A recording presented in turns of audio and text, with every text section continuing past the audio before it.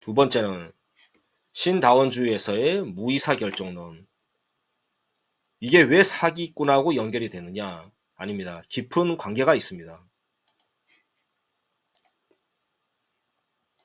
자, 이것을 이해하려면 엘리트 이론과 다원주의 이론의 서로 간의 관점의 차, 그리고 서로 간에 무엇을 중심으로 다투었는가, 그것을 간략하게 한번 살펴보도록 하겠습니다.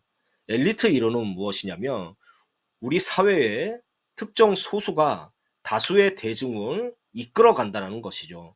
비단 정치 이론에서 중요한 이론이지만, 고전적인 이론이지만, 어, 정치를 알게 되면, 이 정치의 이론을 알게 되면, 어, 우리 사회에 대해서, 각종 문제에 대해서 이해의 폭이 늘어납니다. 그런데 이 엘리트 이론에 맞서서 또 한 측면에서는 다원주의 이론이라고 해서 아니다. 소수가 다수를 끌고 가지 않는다. 우리 사회는 각자 다양한 이익과 견제와 균형으로 각각의 집단이 서로 연계되어 있고, 음, 예를 들어서 어떤 시민사회의 일원이면 어떤 다른 데에서 정치인일 수도 있고 기업인일 수도 있고 이렇게 다양하게 걸쳐 있다. 그렇기 때문에 누구 하나가 자신의 이익을 대변하지 않는다. 그렇게 맞서갑니다. 자, 그러면 엘리트 이론에 대해서 간략하게 한번 살펴보죠.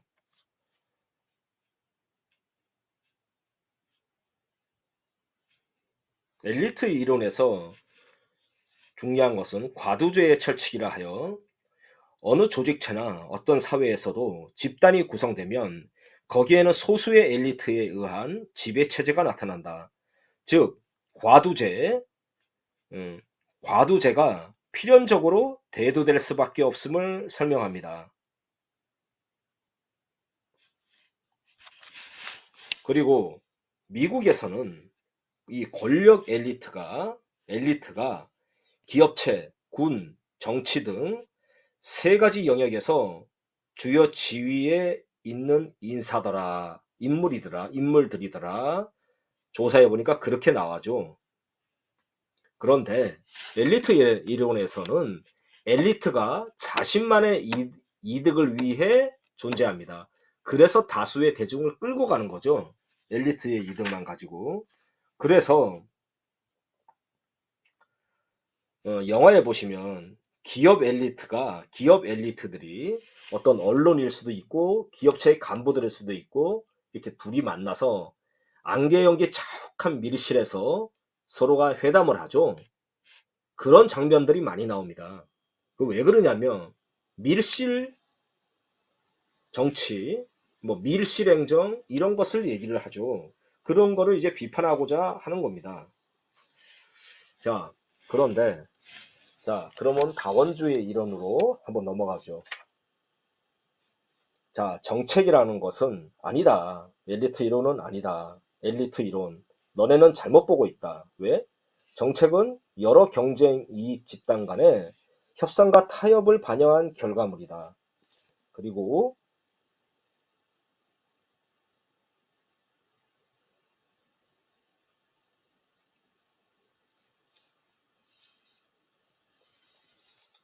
자, 그리고 음, 그 후에 자, 다알이라는 미국의 다알이라는 사람은 자기가 한번 조사를 해보니까 어떤 결과가 나오냐면 엘리트가 존재하기는 한다. 그러나 정치적 어떤 집단 그리고 자원들이 분산되어 있어서 그러한 엘리트들이 각기 다양하게 존재하더라.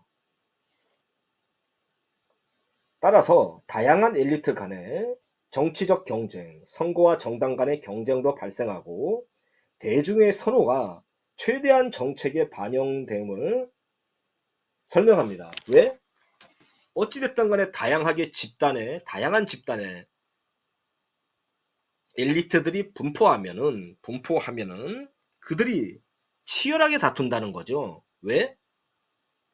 서로 간의 견제와 균형으로서. 왜?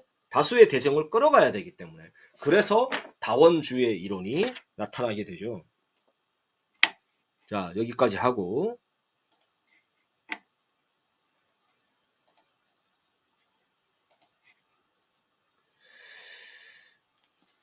자, 신엘리트 이론이라고 그러면 다원주의를 또 비판합니다. 뭐라고 비판하냐면, 권력의 두 얼굴이라는 책에서, 자, 권력이라는 것은 여기에 정치가 들어가도 됩니다. 정치 권력은 정책을 결정하는 권력과 정책을 결정하는 권력과 정책 의제가 채택되지 않도록 하는 권력도 있다라고 얘기합니다. 무슨 말이냐면, 자, 권력에는 두 가지가 있어요. 자, 한번 예를 들어서, 자, 주민이라든가 국민의 대리인을 뽑았죠? 그러나 그 사람들이 의사결정을 하기 위해서 노력을 합니다. 의사결정을 하기 위해서 이렇게 노력을 하죠. 그러나 또 하나는 주민하고 국민의 그런 의사들이 무의사되도록, 그리고 그 의사를 떨어뜨리기 위해서 정책 의제가 되지 않도록 하기 위해서 애쓴다는 겁니다. 그래서 이 바라흐와 바라츠는 뭐라고 얘기하냐면,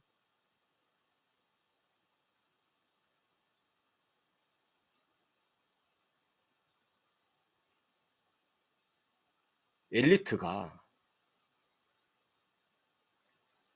자신의 이익에 대한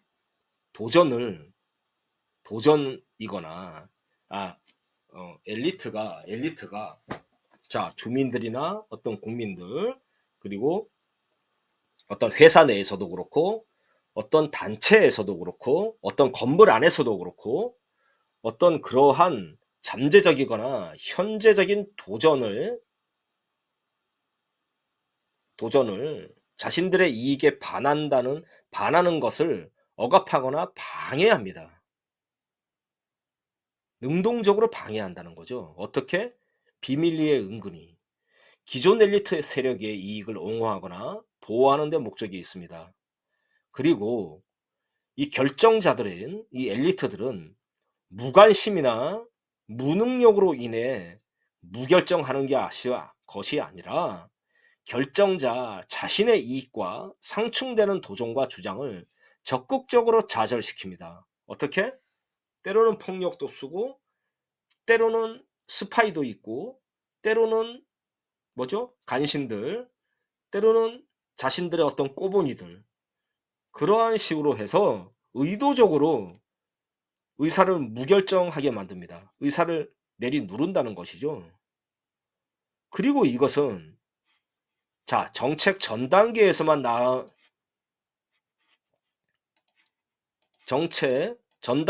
나오는 것이 아니라 정책의 전 과정에서 일어납니다. 그리고 정책의 결정과 초기 결정과 집행 과정까지 확대됩니다. 이건 모르고 계셨죠? 아시는 분들도 계실 겁니다. 그러니까 기존의 다원주의를 어떻게 때렸냐면, 이 바라흐와 바흐라츠는, 야, 너네는 정책이 이루어진 것들 중에서만 조사했어. 그러나 정책이 이루어지지 않은 기각이라든가 각하당한 것도 중요해. 너네는 그것을 무시했어.